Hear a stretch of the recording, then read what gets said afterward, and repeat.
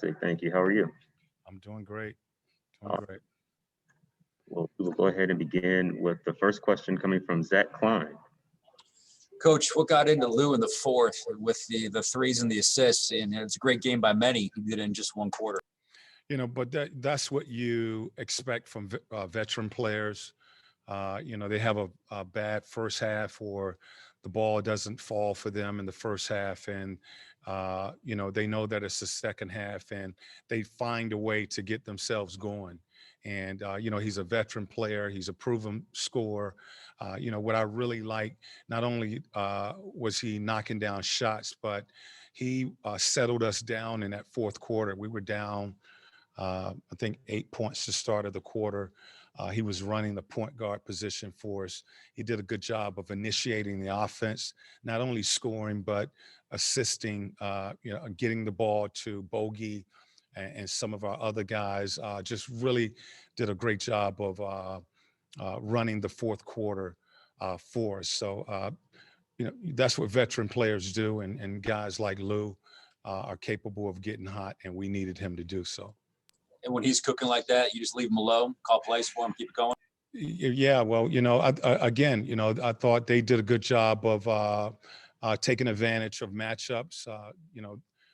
Milwaukee is, we know they're a really good defensive team. They do a lot of switching, and, the game has to slow down for you out on the floor. You could see that it slowed down for Lou. He got the matchups that he want. We had the floor spaced properly, and he did a really good job of taking advantage of the defense. And again, just a solid job by him tonight. Sarah Spencer. Yeah, Nate, just what did you see out of the guys as far as their poise and just ability to stay in it enough and at kind of at arm's length to set up the comeback? Yeah, well, we talk about it all the time, the fourth quarter, making the adjustment, staying calm. We talk about being clear about what we needed to do. We were down 8, I think, at the start of the fourth. And, we needed to just stay connected and play a 48-minute game. We had a big fourth quarter. The ball started to fall for us. Defensively, we were able to get stops and, get control of this game. So you're starting to see, I think, the growth of this team.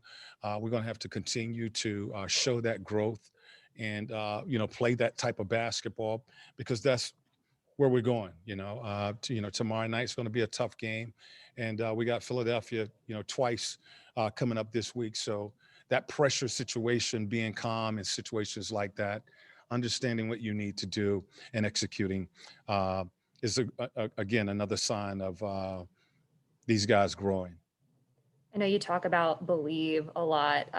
Just is this the kind of win that can really give a team confidence? It should.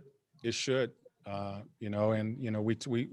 had it up on the board again tonight. Continue to believe that us playing as a fist, playing connected and tight on both ends of the floor, and playing the game the right way, we'll give ourselves a chance to win games. And once again tonight, they showed that. So it should give them confidence that we continue to do this, and I think we can continue to get better. And we certainly, when we get healthier, the strength should be in our numbers. But we play the game like this, we're going to give ourselves a chance to win. Thank you. Chris Kirschner. You mentioned earlier how you felt like Friday's win against Miami was a win that you felt like people may not think that you guys could win. Do you feel like today's game is another one of those examples? I'm not a betting man, but I would, if I was, I would bet that people really, they were the favorites to win this game. And it really doesn't, that doesn't matter to me or to us. You got to go out and play the game, and I think you can beat any team on any given night, and you can lose to any team on any given night if you don't come to play and you don't execute and do the things you need to do to win that game. So I never look at that situation. I always think that we have a chance if we play the game the right way. And tonight we played the game the right way. We played for 48 minutes. We got very aggressive in the game. I thought the first half we settled a lot. We didn't have no free throw attempts. In the second half, we got aggressive, started attacking the basket, and we shoot 23 free throws. So, those are things that you need to do, make adjustments in the second half. And I thought our guys did a good job of that. I had a follow-up. What do you think it says about this team that you guys are continuing to win these kinds of games where many people probably think that you should lose or are perceived as underdogs, and yet you guys continue to win? I really don't I'm not concerned what other people think. I think what we are doing is we're showing ourselves and trying to establish a style of play that is necessary or that gives us a chance to win games. I'm not concerned what people are saying or what people are writing. I'm really not concerned about that. I think we will show tape again tomorrow on the good things that we did, some areas where we need to improve on, and as I have said before, every night, win or lose, we want to come out the next time and try to be better than we were the last time. Jim Ozarski of the Milwaukee Journal-Sentinel. Nate, I don't believe this affected the game tonight, but during Giannis's free throws, I think Clint at least gestured or looked like, the 10, 13, 14 seconds. I don't know if you've called that. I know Doc actually talked about it just coming out of the Philly series. I guess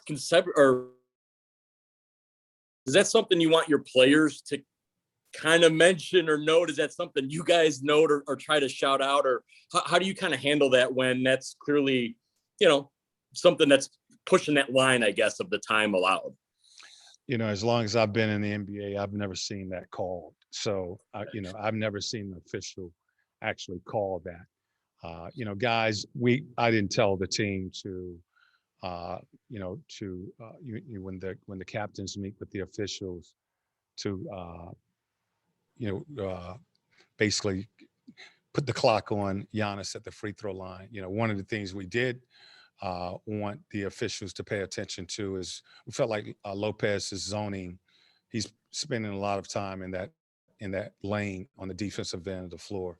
So those are areas that we tried to focus on, but not the free. I've never seen that call, since I've been in the league. So I really don't worry too much about it.